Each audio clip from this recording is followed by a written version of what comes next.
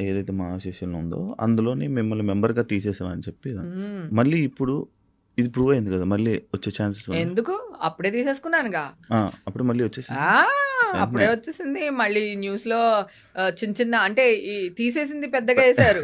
ఇచ్చింది ఇంతే ఏస్తారు గదా! ఆ! ఇప్పుడు జరిగితే అప్పుడుని. ఓకే. వెంటనే తీసుకున్నా. వెంటనే విష్ణుబాబుకి కాల్ చేస్తే విష్ణుబాబు నాకు చాలా సపోర్టివ్‌గా ఉన్నారు. హ్మ్. ఫస్ట్ నుంచి ట్వీట్ చేశారు. హ్మ్. హ్మ్. నిజాన్ని నిజం నిలకడమే తెలుస్తుంది. హ్మ్. నిజ హ్మ్. నిజాలు తెలిసే వరకు హ్మ్. కొంచెం ఆగండి అని చెప్పేసి పాపం ఆయన ట్వీట్ చేశారు నా కోసం. హ్మ్. తర్వాత నాకు ఫోన్‌లో మాట్లాడారు. మేమందరం నీకు సపోర్ట్ ఉన్నాంరా. మీరు భయపడకండి హేమ గారు మేమున్నాము అది ఇది అని అన్నారు. హ్మ్. సడెన్‌గా నేను జైలుకెళ్ళి వచ్చే లోపల తీసేసారు.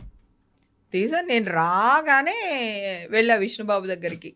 బాబు ఏంటది? ఎందుకు తీశారు? ఇప్పుడు నేను తప్పు చేశాను అనుకో కోర్టులో శిక్ష ఏస్తారు గదా! హ్మ్. అప్పుడు తీసేయండి. మొత్తాన్ని క్యాన్సిల్ చేసేసేయండి. హ్మ్. ఇప్పుడు ఎలా తీస్తారు? నన్ను ఆల్రెడీ మీడియా వాళ్ళు ముంచేసారు. ఇక్కడి వరకు మునిగిపోయి ఉన్నాను నేను. హ్మ్. హ్మ్.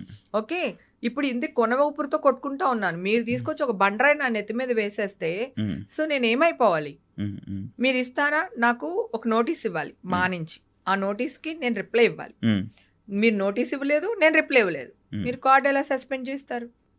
హ్మ్. మీరు ఇచ్చేసేయండి బాబు. ఒకవేళ మీ వల్ల కాదు అని ఏదన్నా అలా అనిపిస్తే గనక నేను కోర్ట్‌కెళ్ళి తెచ్చుకుంటా.